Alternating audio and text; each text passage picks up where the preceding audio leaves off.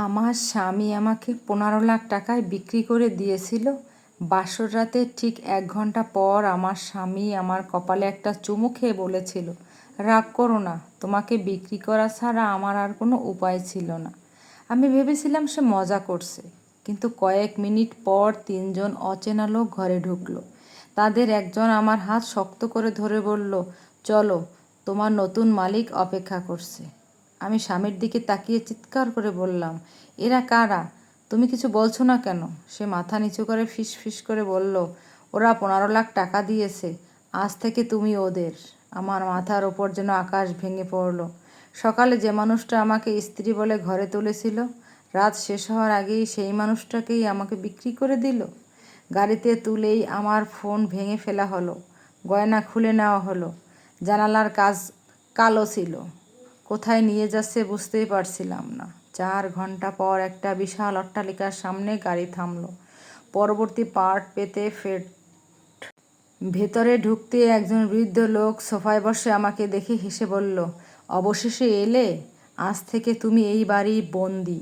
আমি কাঁদতে কাঁদতে বললাম, আমাকে ছেড়ে দিন।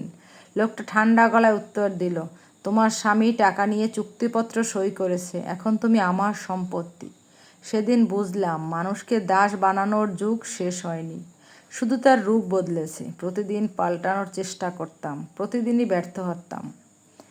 এক রাতে ঘরের আলমারি পরিষ্কার করতে গিয়ে একটা পুরনো ডায়েরি পেলাম। প্রথম পাতায় লেখা ছিল, যদি তুমি এই ডায়েরি পড়ে থাকো তাহলে বুঝে নাও তোমাকেও বিক্রি করা হয়েছে। আমি এই বাড়ির আগের বন্দি, পালানোর একটা পথ আছে।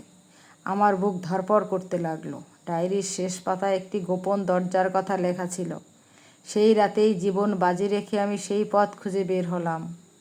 কিন্তু গোপন দরজাটা খুলতেই যা দেখলাম তাতে মনে হলো মৃত্যুই হয়তো এর চেয়ে সহজ ছিল। অন্ধকার ঘরের ভেতরে সারি সারি লোহার খাঁচা, আর প্রতিটি খাঁচায় বন্দি ছিল আমার মতোই অসহায় তরুণী। তাদের একজন আমার হাত ধরে কাঁদতে কাঁদতে বলল, আপু, আমাদেরও বাঁচান।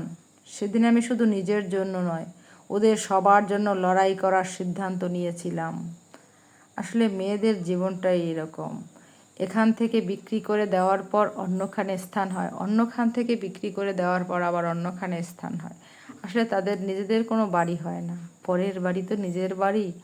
একটা সময় সে বাড়ি থেকে যখন তাকে তাড়িয়ে দেওয়া হয়, তখন তার নিজের আর কোনো বাড়ি থাকে না। কোথায় যাবে, কি করবে, উদ্দেশ্যহীনভাবে সে চলতে থাকে।